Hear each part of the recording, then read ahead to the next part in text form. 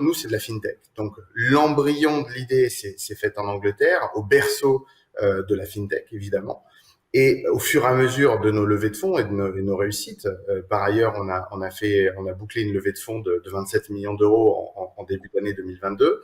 On a décidé, et de manière un peu évidente, puisque je suis un enfant de la région, de développer notre pôle technologique à Sophia Antipolis, puisque finalement, c'était très intéressant à Londres de développer notamment la partie régulatoire à l'origine.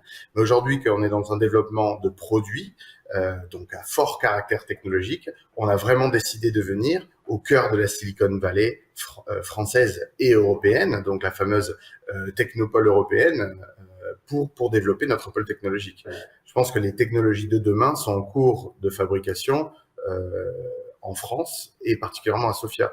Il y a pas mal d'indicateurs. On a de grosses structures et de gros profils qui américains, mais qui sont parfois des Français, souvent même, qui viennent peut-être de la Silicon Valley, s'installer à Sophia Antipolis pour justement la qualité de ses talents et peut-être la qualité de bien vivre aussi. On va avoir à la fois d'un côté des salariés plus heureux de travailler dans une région qui est favorable à travailler dans des bonnes conditions, mais aussi une région qui est moins coûteuse qu'une grande capitale, par exemple comme Londres. Alors certes avec des salaires moins élevés, mais le rapport salaire-coût de vie est certainement beaucoup plus intéressant dans des régions comme Sophia Antipolis, à l'inverse de Londres. De manière un petit peu plus macro, la France, d'abord, je pense, a beaucoup de marqueurs favorables à l'investissement aujourd'hui, de manière générale dans la tech et puis dans la fintech en particulier. Ce qu'on voit notamment dans le baromètre du capital risque qu'a publié EY pour l'année 2021, c'est que déjà le montant des investissements est passé de 6 milliards à 12 milliards d'euros entre 2020 et 2021 sur les startups de manière générale, et la tech est un des plus gros leviers. Dans ces investissements, il y a 12 licornes qui ont émergé en 2021. Dans ces 12 licornes, il y en a 5 qui sont des fintech. Donc déjà, effectivement, on est aujourd'hui en France dans l'investissement dans les startups dans un cadre qui est extrêmement favorable à la fintech de manière générale.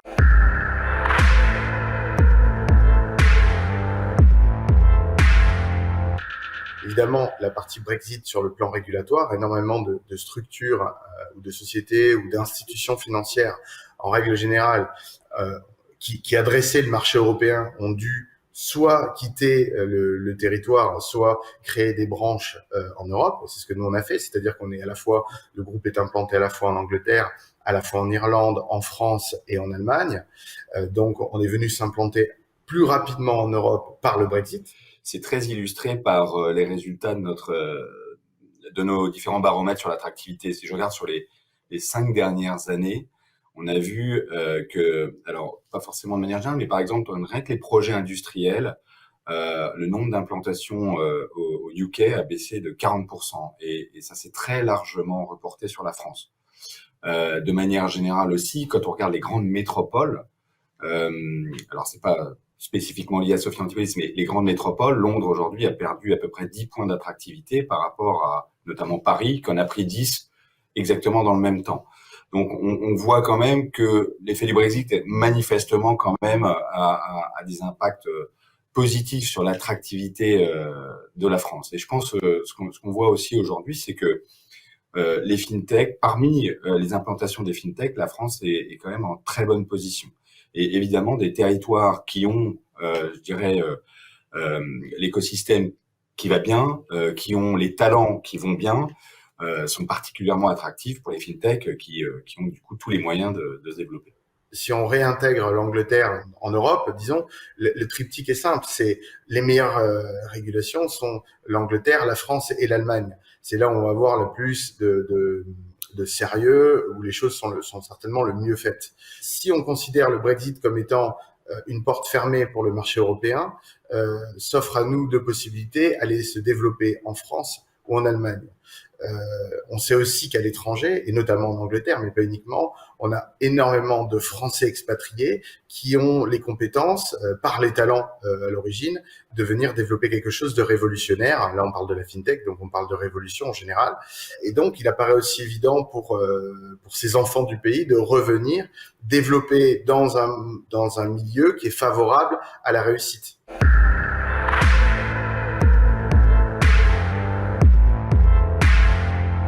La French Tech est devenu un tissu qui structure l'attractivité de la France et qui est aujourd'hui un gros succès. Quand on parle, nous, dans notre baromètre, où on a interrogé 200 dirigeants, et qu'on demande si la France est attractive pour eux dans le domaine de la tech, il y en a 61% qui nous répondent oui. C'était beaucoup moins il y a encore quelques années. Donc, on voit les effets quand même qu'a pu avoir la French Tech et en quoi la France, et donc la French Tech, c'est consubstantiel au Made in France de la tech, je pense. Enfin, c'est comme ça qu'on l'a construit, c'est l'identité française de la tech, quelque part, la French Tech. On voit les effets que cette structuration, cette organisation, le fait qu'on se soit organisé en French Tech dans tous les territoires, a pu construire comme foisonnement. On est aujourd'hui champion du monde dans un certain nombre de domaines. On voit que, par exemple, dans la quantique, Facebook a installé son centre de R&D mondial en France, ce qui est quand même un signe, ce qui montre à quel point sur certains domaines on est en avance. Je crois et je pense que notre baromètre aujourd'hui le démontre, le Made in France, la French Tech internationale, a un vrai rôle dans l'attractivité qui est celle de la France aujourd'hui.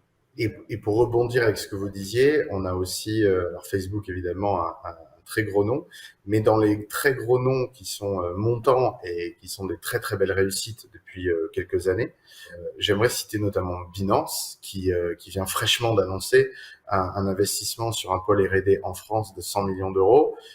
C'est relativement colossal et intéressant. C'est vraiment la preuve que des structures avec une dimension mondiale, mais qui sont plutôt implantées en Asie, puisque Binance est plutôt implanté en Asie, même s'ils ont une visibilité mondiale, n'a pas choisi au hasard l'implantation en France. C'est un fort indicateur qui vient s'ajouter à cette production de licornes grandissantes, parce que là, on a un certain nombre de licornes, certes, mais ce nombre est en train de grandir en exponentiel en France.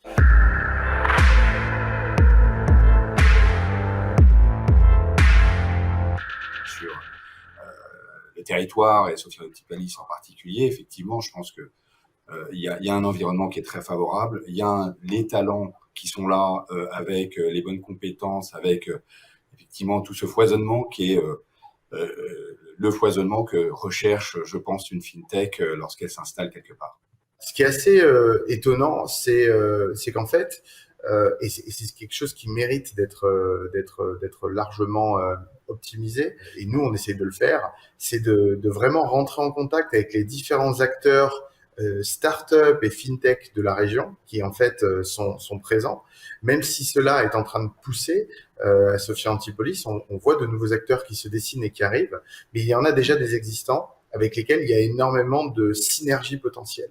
Et on sait que ces synergies peuvent naturellement mieux se faire dans un petit écosystème extrêmement précis et extrêmement rapproché, comme l'est Sophia Antipolis, plutôt que par exemple dans une grande capitale où les choses vont être plus éclatées et plus difficiles à conclure, puisqu'il y a énormément d'acteurs potentiels et donc de potentiel. Et on s'est rendu compte que être proche de ces acteurs nous permet de véritablement créer des synergies qui créent de l'envergure, à la fois sur le plan régional, mais aussi sur le plan national et progressivement sur le plan européen. Alors, j'entends pas uniquement des acteurs industriels, mais des partenariats avec les écoles d'ingénieurs, de commerce, qui sont extrêmement réputées, qui sont excellentes, qui nous permettent en fait aussi de pouvoir créer les talents de demain. Ce qui est assez intéressant sur la partie IT, c'est les indicateurs qu'on peut voir en ce moment, c'est la recrudescence de création de sociétés en intelligence artificielle. Et particulièrement dans ce domaine-là, on est, nous, en partenariat avec la Maison de l'intelligence artificielle qui a un travail de fond sur les étudiants. On travaille en collaboration avec les écoles pour essayer de créer justement une stratégie qui permettra sur le long terme de produire assez de talents pour pouvoir subvenir à la réussite de la région dans les futures créations d'entreprises. Donc, évidemment, nous, on fait partie d'une de ces créations-là, qui a besoin d'énormément de talents, puisque on a une hyper croissance. L'année dernière, on était une quinzaine. Aujourd'hui, on est plus de 120. On sera certainement 250 à un an et 500 à 3 ans. Donc, on a besoin de production de talents par nos écoles d'ingénieurs, de commerce, etc. Et on se rend compte que certains partenaires, comme la Maison de l'intelligence artificielle, je le redis, sont extrêmement conscients de la problématique qu'on pourrait avoir de pénurie de talents. Et donc, tout est mis en œuvre en ce moment pour pouvoir créer et avoir une rétention de ces talents sur la région.